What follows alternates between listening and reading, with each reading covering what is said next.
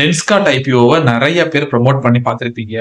அந்த ஐபிஓ உண்மையிலேயே ஒர்த்தா, லிஸ்டிங் கெயின்ஸ்க்காக அதை வாங்கலாமா இல்ல லாங் டேர்முக்காக அதை வாங்கலாமான்னு இந்த வீடியோல தெளிவா சொல்றேன். ஐபிஓ ரிலேட்டடான எல்லா டீடைல்ஸ்க்குமே நம்ம பேஜை ஃபாலோ பண்ணிக்கோங்க.